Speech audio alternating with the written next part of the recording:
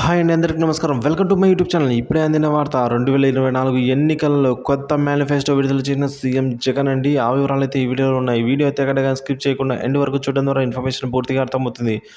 అలాగే వీడియో నచ్చినట్లయితే ఒక లైక్ చేయండి. ఇంకా సబ్స్క్రైబ్ చేసుకున్నట్లయితే మన ఛానల్ సబ్స్క్రైబ్ చేసుకున్న ద్వారా నేను చేసే ప్రతి ఒక్క వీడియో మీ వరకు అయితే రీచ్ అవుతుందండి. ఇక ఆలస్యం చేయకుండా వివరాల్లోకి అయితే వెళ్ళిపోదాం. మేనిఫెస్టోతో జగన్ సిద్ధం, కీలక హామీలైతే ఉండబోతున్నాయి ఈసారి. సో ఏపీలో ఎన్నికల పోరు హోరాహోరీగా సాగుతోందండి. నామినేషన్ల దాఖలు సమయంలోనే అభ్యర్థులు తమ బలం చాటుకునే ప్రయత్నం చేస్తున్నారు.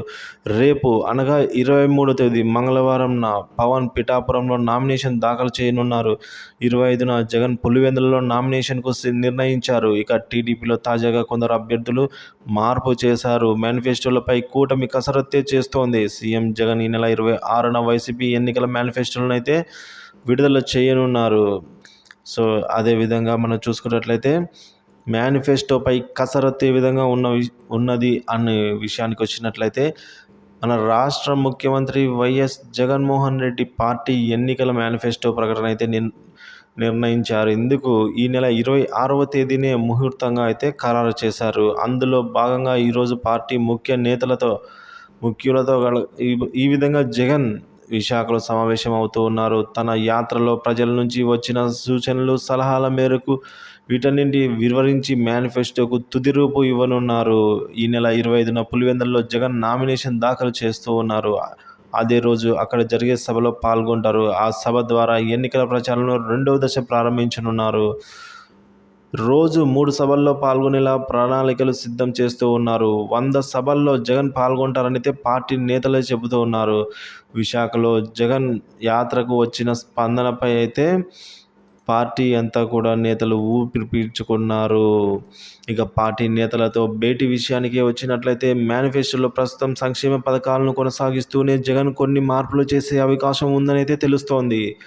అమ్మఒడి పరిధి పెంపు, పెన్షన్లు 3,000 రూపాయల నుంచి 4,000 రూపాయలకు పెంచే ఛాన్స్ కనిపిస్తోంది.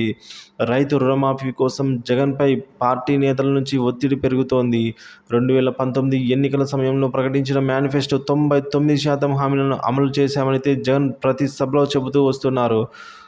చేసేదే చెబుతాము, చెప్పేదే చేస్తాము అని జగన్ స్పష్టం చేశారు. గత ఎన్నికల సమయంలో చెప్పిన డ్వాక్రా సంఘాల రుణమాఫీ అమలు చేస్తామన్నారు. సో దీంతో ఈసారి రైతులకు, మహిళల కోసం జగన్ అయితే ఏం ప్రకటిస్తారు అన్నది కీలక అంశంగా మారుతోంది.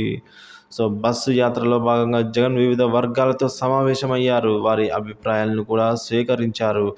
సమావేశాల్లో ఒక బాక్స్ అయితే ఏర్పాటు చేసి అందులో సూచనలు, సలహాలు ఇవ్వండి అంటూ అవన్నీ స్వీకరించారు. ఇక రుణమాఫీపై ఏమైనా ఉంటుందా అన్న వివరాలకు వచ్చినట్లయితే మేనిఫెస్టోలో జగన్ రైతు రుణమాఫీ ప్రకటిస్తారా, రైతు భరోసా మరింత పెంచుతారా అనేది స్పష్టత రావాల్సి ఉంది మేనిఫెస్టో విడుదల అయిన తర్వాత.